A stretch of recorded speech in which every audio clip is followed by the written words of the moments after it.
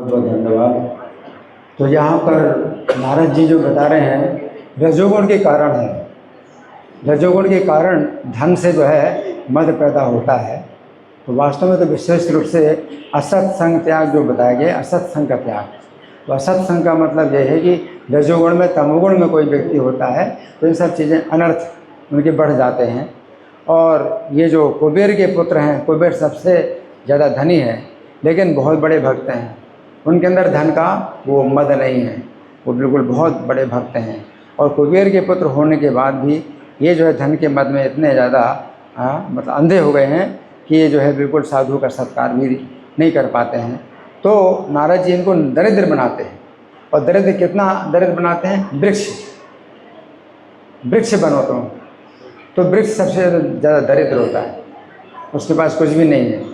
और वृक्ष की योनि में तो कितने लोग पड़े हुए हैं, कितने जीव हैं वृक्ष की योनि में, लेकिन वे उनके पास वो आँखें भी नहीं हैं, वो उतनी बुद्धि भी नहीं है कि अपने को देख पाएँ कि वे कितने दरिद्र हैं, कितनी विपत्ति में हैं, कितने कष्ट में हैं, वो नहीं देख पाते हैं। लेकिन नारद जी वृक्ष बनने का साथ देते हैं, लेकिन साथ साथ उनको जो है वो शक्ति देखते हैं देखने की कि वे कितने विपत्ति में पड़ गए। और स्मृति कहते हैं, स्मृति स्यात् मत प्रसादेन, मेरी कृपा से तुमको स्मृति बनी रहेगी।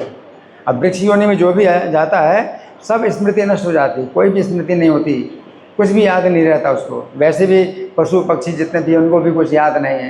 ये वृक्ष योनि में तो बिल्कुल अचेत अवस्था है। लेकिन इतनी अचेत अवस्था में भी नारद जी कहते हैं तत्रापि मद अनुग्रहात्, फिर भी मेरी कृपा से क्या हो गया? स्मृति स्यात् मत प्रसादेन, तुम्हें स्मृति बनी रहेगी।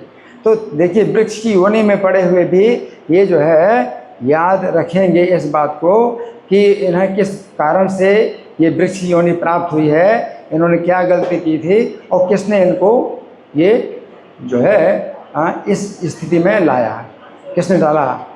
तो यहाँ दरिद्र से युज्यन्ते साधवा समदर्शिन, साधु समदर्शित साधु नारद जी हैं। और दरिद्र ये हैं वृक्ष योनि में पड़े हुए हैं और इनके साथ नारद जी एक आप जो है बिल्कुल पूरा संगति हो रही है, क्योंकि स्मृति बनी हुई है।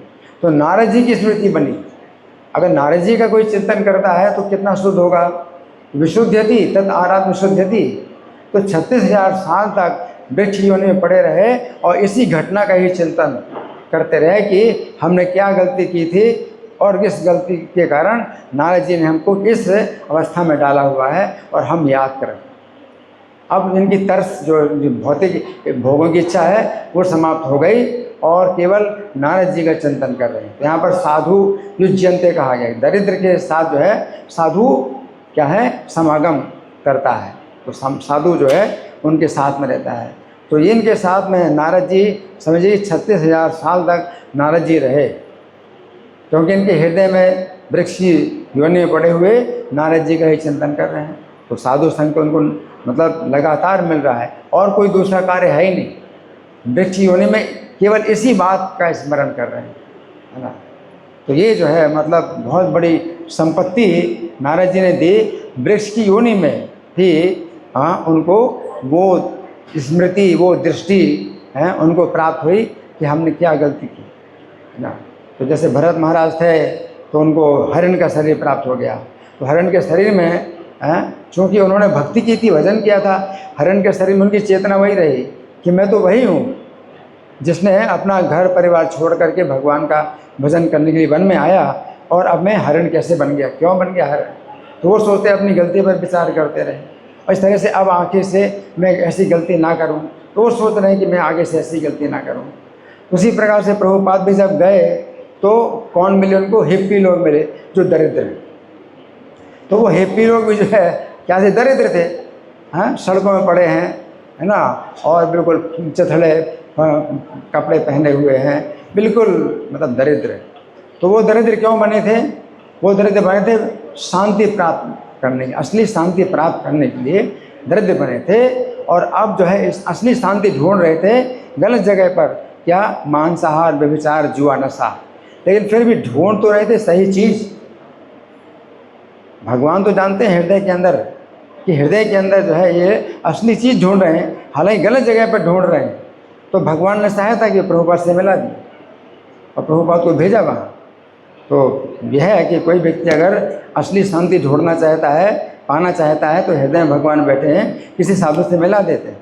तो जो हिप्पी लोग थे, उन्होंने अपनी इच्छा से ही अपनी संपत्ति, अपना घर परिवार, माता पिता सब कुछ त्यागा और वो दरिद्र बन गए, है ना। तो दरिद्रता में फिर जो है उनको ऐसी आंखें मिली कि प्रभुपाद को देख पाए, प्रभुपाद को समझ पाए, प्रभुपाद की संगति कर पाए और युज्यन्ते, प्रभुपाद उनसे मिल पाए। तो बड़ा अच्छा प्रभुपाद ने बताया कि जो धनी व्यक्ति होता है अपने दरवाजे बंद रखता है, तो साधु समदर्शिना, साधु समदर्शी हैं, उनको गरीब और अमीर में कोई अंतर नहीं पड़ता। ये अमीर जो है अपनी दूरी बना लेता है, ये नहीं ज़रूरत है, साधु की कोई ज़रूरत नहीं। और दरिद्र के घर अपने खुले रहते हैं, क्योंकि उसके पास धन ही नहीं है, तो कोई सुरक्षा कोई उपाय नहीं है, वो कोई चपरासी भी नहीं अपने पास रख सकता।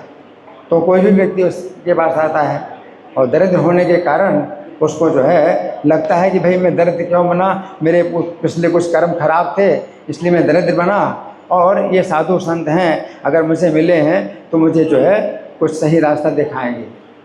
लेकिन जो धनी व्यक्ति है वो सोचता मैंने पहले बहुत अच्छे कर्म किए और इसलिए मैं अच्छी स्थिति में हूँ, और ये जो है ये जो हरे कृष्णा वाले हैं ये जो है दरिद्र हैं, क्योंकि इन्होंने पिछले जन्म में पाप किए थे।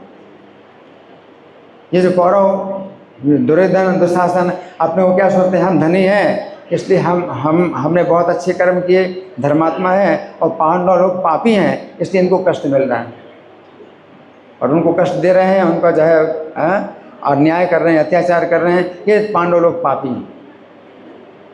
तो इस प्रकार की दृष्टि जो है ऐसी नष्ट हो जाती है धनी व्यक्ति की कि वो सोचता नहीं कि अभी तो पिछले कर्मों के कारण तो मैं धनी बनाऊँ, या मैं कैसे कर्म कर रहा हूँ, क्या मैं कहाँ जाऊँगा, कितने कष्ट में जाऊँगा। तो कुंती महारानी कहती विपत्तियाँ हमें पास आएँ, यहाँ पर के दरिद्रता, तो मतलब है वही चीज़, चाहे विपत्ति कहो चाहे दरिद्रता करो। तो इनको विपत्ति में ऐसा डाला नारद जी ने, और देखने की भी दृष्टि प्रदान करी कि वृक्ष योनि में तुम देखो कि तुम कितनी बड़ी विपत्ति में पड़े हो, अब तुम चल भी नहीं सकते हैं, तुम जो है खा भी नहीं सकते, अपनी इंद्रिय तृप्ति का कोई भी सुख नहीं प्राप्त कर सकते, कितनी बड़ी जो है ये विपत्ति है तुमको जो प्राप्त हुई है, वो दरिद्रता है।